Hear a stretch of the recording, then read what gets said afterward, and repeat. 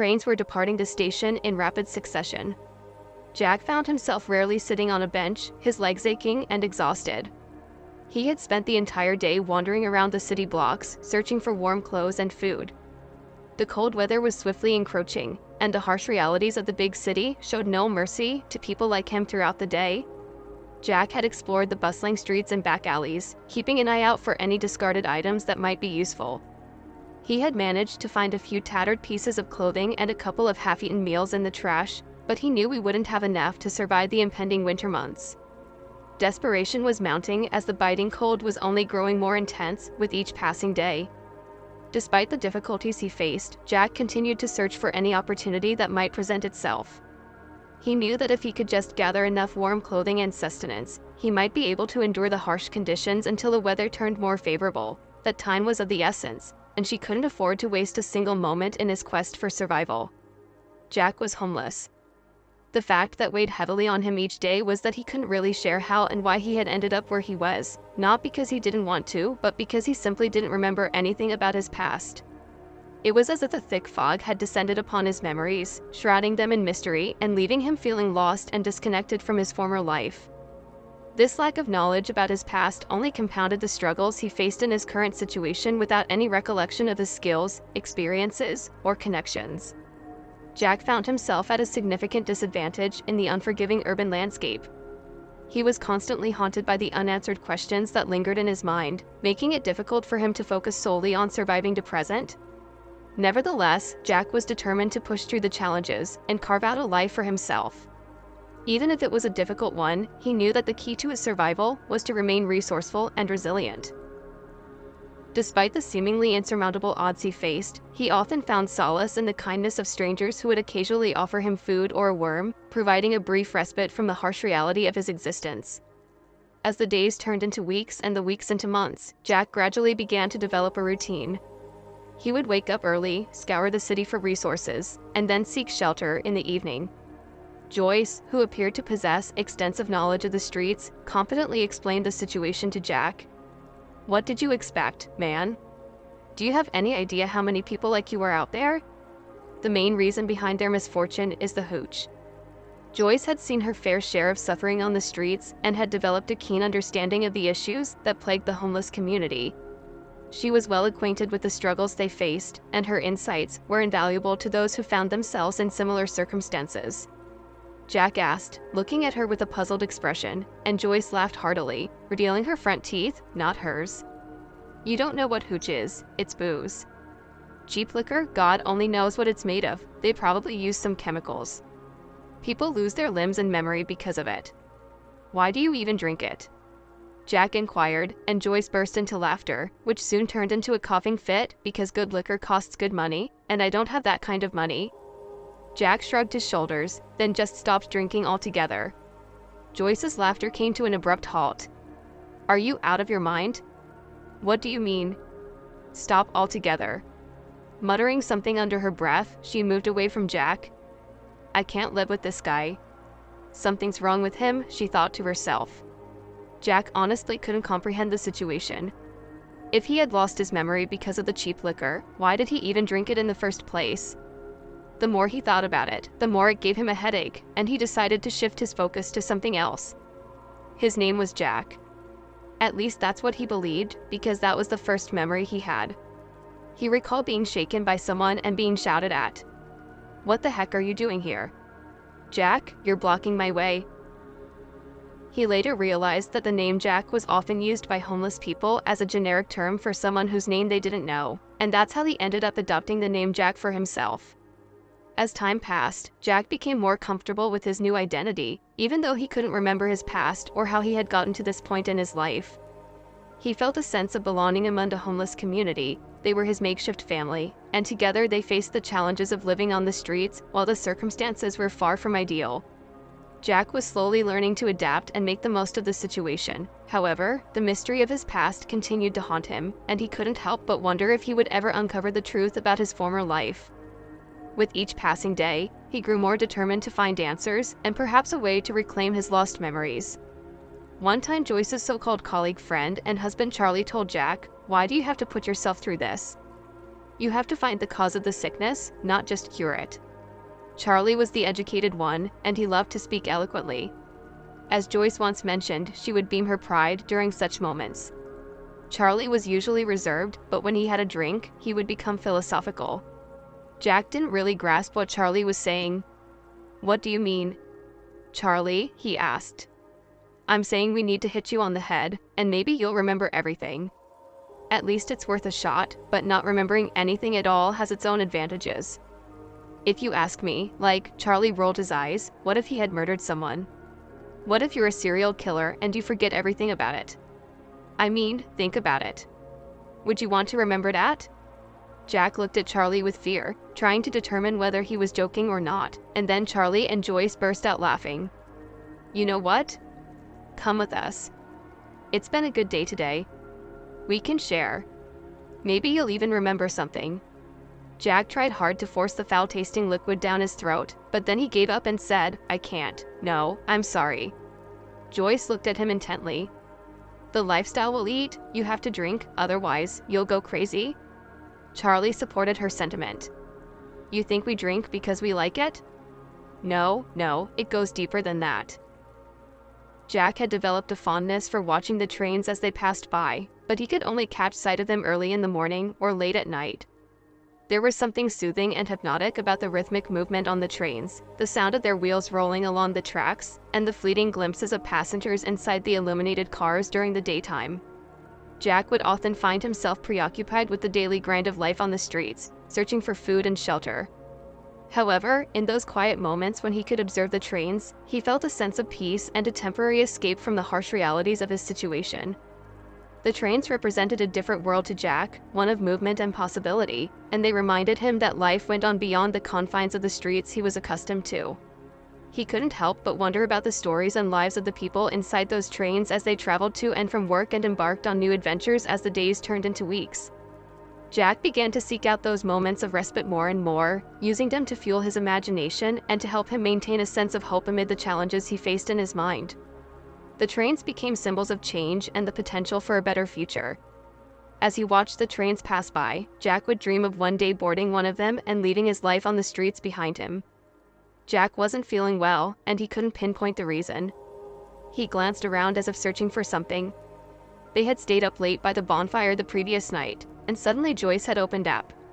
"Do you think I'm here because I enjoy it? Who in their right mind would want to be a bum like this? This life is tough, man." After a moment of silence, Joyce continued, "Sometimes you get thoughts, thoughts of ending it all, but life is so much sweeter than nothingness. I mean, I never understood people who said they didn't want to live. They just don't know how." The weight of Joyce's words stayed with Jack, and he couldn't help but reflect on the raw honesty she had shared. It was clear that life in the streets had taken its toll on her as it had on so many others. Her vulnerability in that moment was a stark reminder of the pain and despair that often accompanied a life of hardship and uncertainty following that conversation. Jack's perception of Joyce underwent a complete transformation. He hadn't realized that she harbored such thoughts. He had previously regarded her as a woman who was an alcoholic and didn't seem to care much about anything in the world. However, it became apparent that Joyce had experienced deep emotional pain in the past. Jack came to believe that she drank to escape the memories of how she'd been betrayed by the people she had loved dearly. As Jack learned more about Joyce's story, he developed a newfound sense of empathy and understanding for her struggles. He realized that life on the streets had forced her to build a tough exterior, masking her vulnerability and emotional turmoil like many others. She had turned to alcohol as a means of numbing the pain and finding temporary solace from her haunting memories. This revelation made Jack reconsider his own judgments and assumptions about the people he encountered on the streets. He began to see that everyone had a story, often filled with pain and heartbreak, that led them to their current circumstances. It became clear that the struggle for survival had pushed many to adopt coping mechanisms like alcoholism in order to endure the harsh realities of life. With this new understanding, Jack felt a deeper connection to those around them and a greater sense of compassion for their share of the plight as he continued to navigate the challenges of life on the streets. He did so with a renewed appreciation for the complexity of the human experience and a commitment to support his makeshift family in any way he could. It was around the time when the last train of the day was scheduled to pass by. Jack knew that once it had gone, there would be no more trains to see until the following day, and he would have to return to the basement on his way to his dwelling. Jack stopped in front of a shop window. He wasn't interested in the items for sale, he just wanted to catch a glimpse of his own reflection.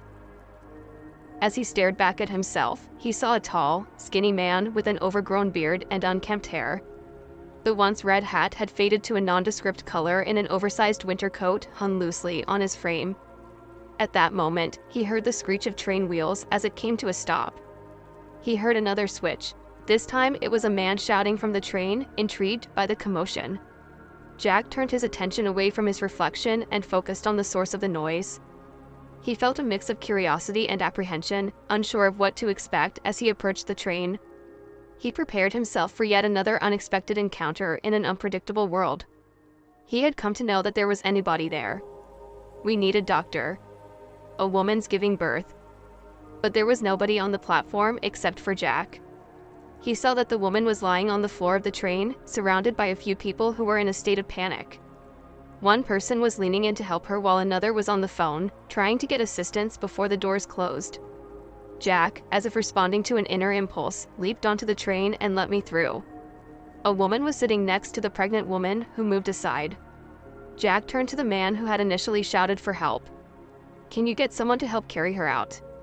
The man glanced at the woman, who looked back at him with fear in her eyes. Jack didn't fully understand what he was doing, but he knew that things needed to be done precisely this way. "Does anyone have any alcohol, whiskey, or something?" A woman handed him a bottle. "Here, I got this for my husband's birthday." Jack kneeled down and assessed a pregnant woman. "How far along are you in 8 months?" The woman replied, "Weekly placenta previa."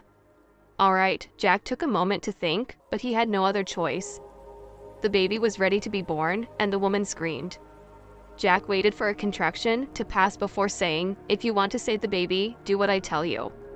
It's going to be tough. The baby has to turn." Everything happened simultaneously.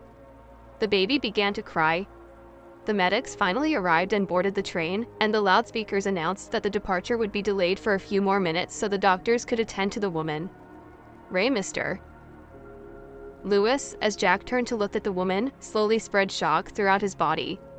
"Jenny, what in the world are you doing here? You were supposed to be in the woods until he gave birth." Jenny managed a small smile. "Yeah, we were discharged. I mean, we couldn't cover the costs." "What happened to you?" Mr. Lewis. Jack felt a terrible headache, squeezing his head from the sides. "I have no idea. I don't know what happened to me." "Jenny," the doors opened, and medical staff rushed inside quickly, placing the mother and the baby on a gurney. Jack approached the doctor, mumbled something to him, and attempted to leave, but the woman screamed again. "Don't let him go. He's the best gynecologist in the city. Something bad happened to him. Just look at him. I don't think he remembers anything." The doctor looked at Jack suspiciously and said, "Do the best you can." He stared intently into Jack's eyes. His own eyes widened as recognition suddenly dawned on him. "Mr. Lewis." Jack closed his head again. "Don't tell me that I don't know who the heck Mr. Lewis is. Every time I hear the name, my head feels like it's breaking into pieces." The doctor shifted gears.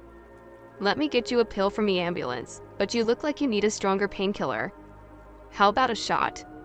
Just give me anything you've got. I can't take this anymore." The doctor quickly prepared a syringe, and Jack soon felt a wave of release wash over him. A pleasant sense of relaxation spread throughout his entire body. He initially wanted to get off the ambulance, but then realized he didn't really care where he disembarked. The gentle rocking motion of the ambulance ride lulled him into a comfortable state, easing the tension he had been carrying. As Jack's mind began to clear, he considered the bizarre series of events that had just transpired.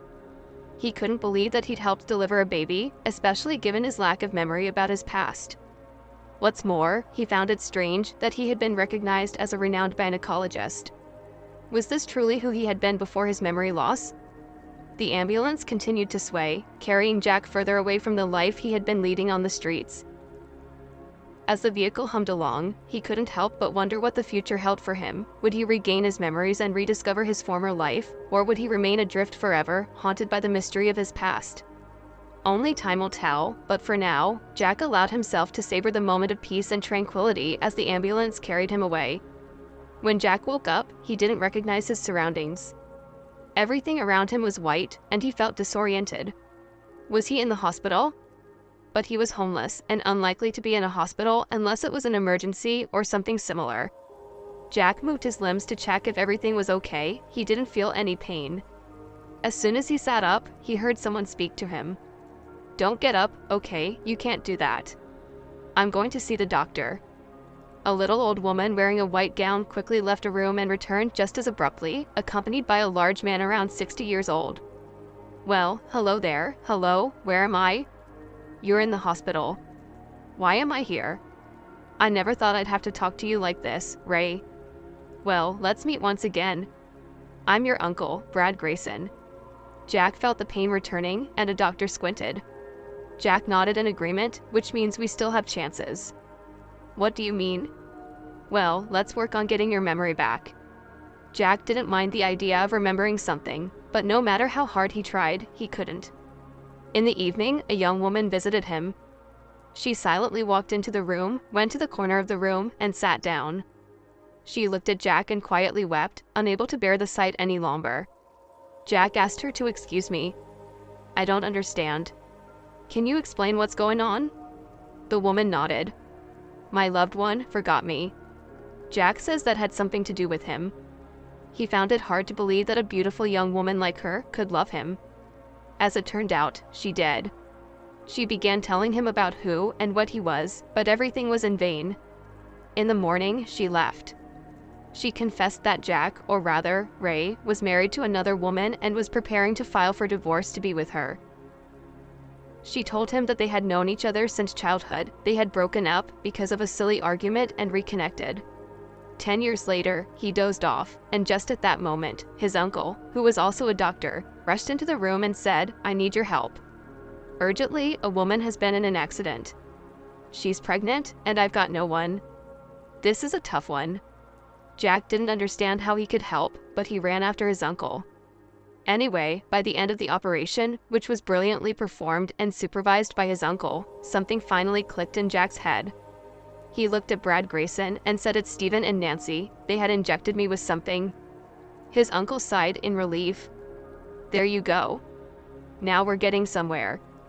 I was dumbfounded when you put everything you'd worked so hard to build in your wife's name."